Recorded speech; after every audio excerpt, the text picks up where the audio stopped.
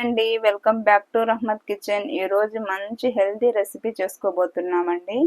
రాగి పిండితో మనం ఇలా మంచి దోశలు వేసుకోబోతున్నాము. ఈ వీడియోలోకి వెళ్ళే ముందుగా నా ఛానల్ని గట్టిగా లైక్ చేయండి, సబ్స్క్రైబ్ చేయండి. మీ ఫ్రెండ్స్ అండ్ ఫ్యామిలీ మెంబర్స్కి షేర్ చేయడం మాత్రం అస్సలు మర్చిపోవద్దు. ఇప్పుడు నేను ఒక కప్పు రాగి పిండి, ఒక హాఫ్ కప్ వరకు సూజీ తీసుకున్నాను. బొంబాయి రవ్వ అంటాం కదా అది. ఒక హాఫ్ కప్ వరకు పెరుగు తీసుకున్నాను. ఇప్పుడు ఇందులో కొద్దిగా నీళ్లు పోస్తూ ఇలా మంచిగా కలుపుకోవాలి. మనకు ఉండలు లేకుండా కలుపుకుంటే సరిపోతుంది. ఇంకొంచెం వాటర్ వేసుకొని కలుపుకోవాలి. ఇప్పుడు చూడండి, మనకి ఇలా మంచిగా కలిపేసుకుంటే సరిపోతుంది. మనం ఇందులో బొంబాయి రవ్వ వేసాం కదా, సో దీన్ని మనము ఒక 10 నిమిషాల వరకు పక్కన పెట్టుకుంటే మనకు ఈ రవ్వ అనేది కొంచెం పొంగుతుందండి, ఎక్కువ అవుతుంది నానితే. సో అందుకని చెప్పేసి ఒకసారి మంచిగా కలుపుకొని ఒక 10 మినిట్స్ పక్కన పెట్టుకుంటే సరిపోతుంది.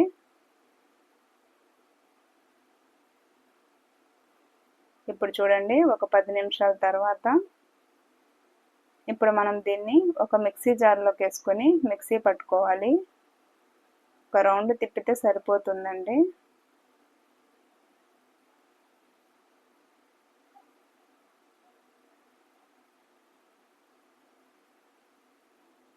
ఇలాగనమాట.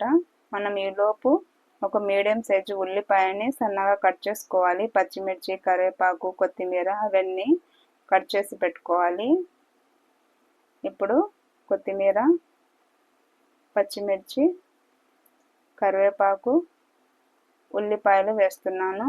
మీకు గనక కావాలంటే టమాటాలు, క్యారెట్, ఆకుకూరలు ఏమైనా వేసుకోవచ్చు.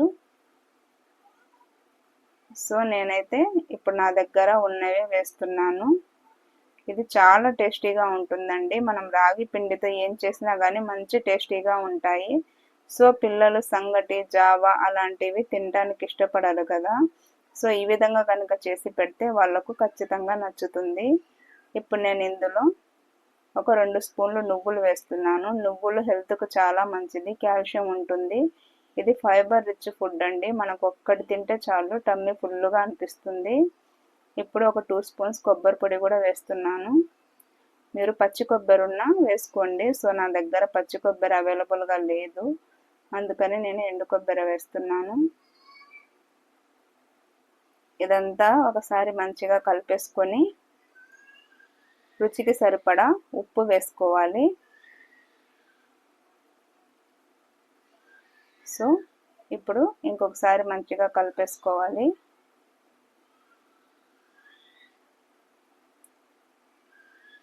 ఇప్పుడు ప్యాన్ పెట్టుకోవాలండి. ప్యాన్ పెట్టుకొని నాన్ స్టిక్ అయితే చాలా బాగుంటుంది, మనకు అంటుకోకుండా వస్తుంది. సో నేను ఇది పెట్టుకున్నాను. ఇప్పుడు ఇందులో మనము కొద్దిగా నెయ్యి వేసుకోవాలి. నెయ్యి ఫ్లేవర్తోనే ఇది చాలా బాగుంటుందండి. అసలు నెయ్యి ఫ్లేవర్ నచ్చని వాళ్ళు మాత్రమే ఆయిల్ వేసుకోండి. ఇప్పుడు మనము ఒక 3 స్పూన్ల నుంచి, నేను చిన్నది అనమాట అది గరిట, సో దాంతో ఒక 4 గరిటెలు వేస్తున్నాను. కొంచెం మందంగా వేసుకుంటే సరిపోతుంది. మనకు ఆయిల్ అనేది మొత్తం వదులుతుందండి. మొత్తం వదిలి మనకు ఇలా చక్కగా వస్తుంది. సో దీన్ని ఇంకొక వైపు తిప్పేసుకోవాలి. ఇక్కడ నల్లగా మాడింది అని అనుకోవాల్సిన అవసరం లేదండి, అది నేను కావాలని అలా వేసాను. ఎందుకంటే నల్లగా ఉంటే ఇంకొంచెం క్రిస్పీగా టేస్ట్ బాగుంటుందని చెప్పేసి. సో మీకు అలా ఇష్టం లేకుంటే మీరు కొంచెం తొందరగానే తిప్పేసుకోవచ్చు. సో మనం ఇంకోటి వేసుకుంటున్నాము. సో అంతేనండి, రాగి అట్లయితే మనకు రెడీ అయిపోయాయి. ఇది మనం చట్నీ లేకుండా తిన్నా బాగుంటుంది, ఎందుకంటే మనం ఇందులో ఉల్లిపాయలు, పచ్చిమిర్చి అన్నీ వేసాం కదా. సో నా దగ్గర అయితే పుట్నాలు, కొబ్బరి వేసి చేసిన చట్నీ ఉంది, దాంతో ట్రై చేస్తున్నాను. టేస్ట్ అయితే అదిరిపోయింది. ఓకేనండి, బాయ్.